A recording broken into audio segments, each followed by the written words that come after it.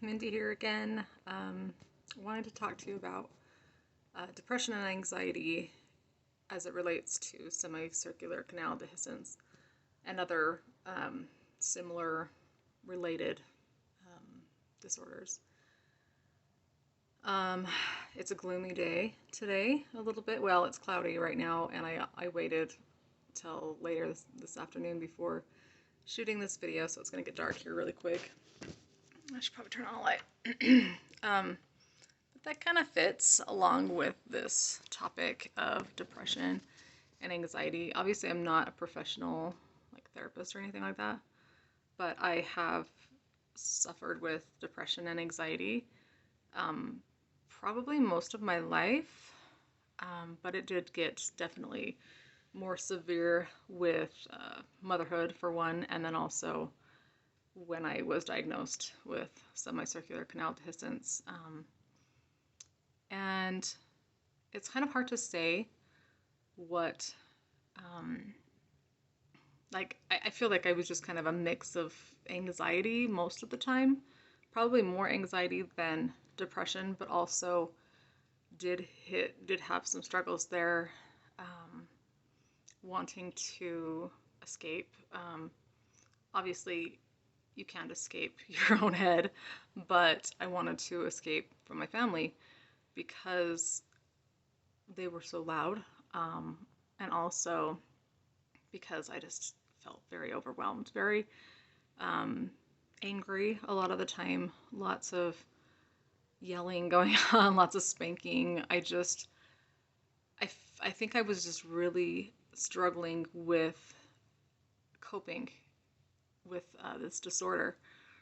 But it was even before I had this disorder that I was definitely struggling with postpartum anxiety and depression, probably for the first 10 years of my mothering journey. So I feel so bad for my poor children who really did have a rough start with me because it was very hard. I also suffer with ADHD. I'll have to do a separate polo on that.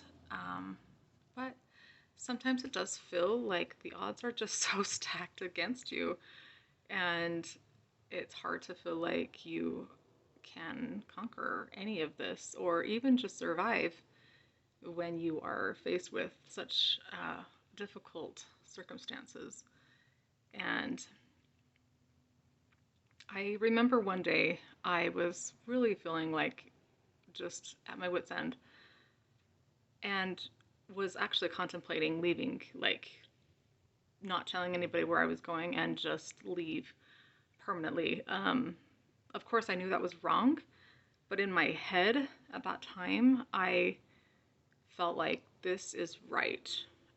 This is the only way. Like, this is probably what's best for my family. This is what's best for me. Anyway, really wasn't in a very happy place with my life. And it wasn't, I often would blame other people, but I really knew it was me. Like, I knew I was the one who had the problem, but I felt like it was also because of them as well.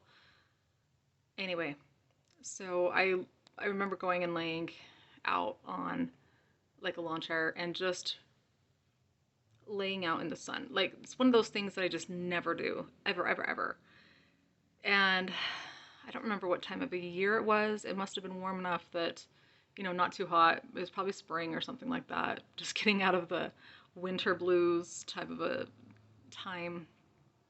And I actually just laid there in the sun. I'm a very busy type of a person, so I don't very often relax.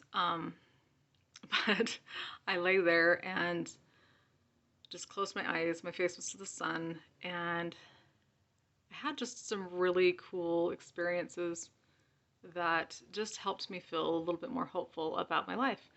And somehow, laying out in the sun, I kind of had a little revelation to myself of I needed to stick around. I need to stay, and that I just need to stay hopeful. And it feels so ridiculous sometimes to feel hopeful when life is unbearable and when it's just really hard because you see no way out. But I realized that um, if you stay in that depressed mindset, you can't recover from the depression. Like it doesn't work. Um, and so I had to really like focus on trying to be hopeful, trying to be positive, and it's painful for someone who is depressed or has anxiety to try to be hopeful. Like it really is almost impossible sometimes. But I had to really try and focus on that and um, really focus on the good things that I've done in the past or the good memories or the things that I believed in, my faith, and just trying to be grateful and almost sickingly grateful, trying to be, convincing myself of being that I'm grateful for this life and um, deciding to try and be hopeful really helped me to be healthier in my mind. Because you can't recover from depression if you stay in that negative mindset. And so the hope, trying to have hope, even if you have absolutely no evidence that things will get better, deciding that you're going to stay hopeful even when you know that you know it probably will never get better. It's really hard. But what I found was focusing and trying really hard to stay hopeful was able to help me get out of the depression. It actually helped me realize that I need help, like obviously. Um, but I finally was like, oh, I need to talk to a therapist. Okay. I finally realized I need to get on medication. Oh, okay. Like I never allowed myself to do any of that before. And I don't know why. Um, but it really is kind of like a cloud of darkness just like lifted. And it's like, oh, okay, like this is what I need to do.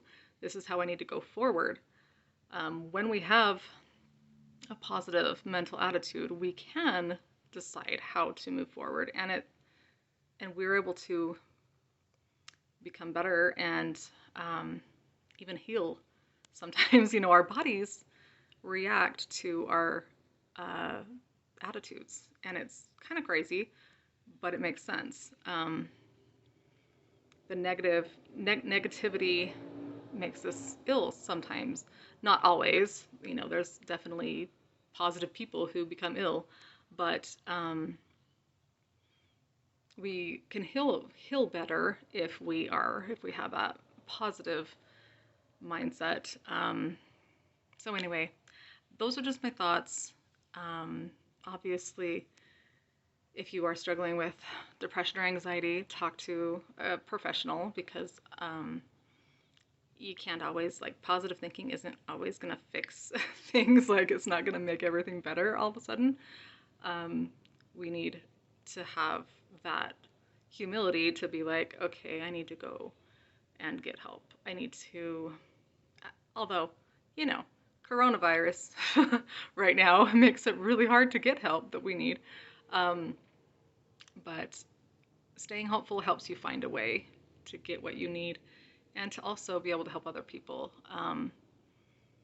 Anyway, those are just kind of some thoughts that I had like swishing around in my brain. Anyway, tons of love to anyone who is suffering with semicircular canal dehiscence or any other similar related struggles. Yeah, just know that you are definitely one of the warriors in this crazy world we live in, and be proud of that. Anyway, I will talk to you later. Have a good day. Bye.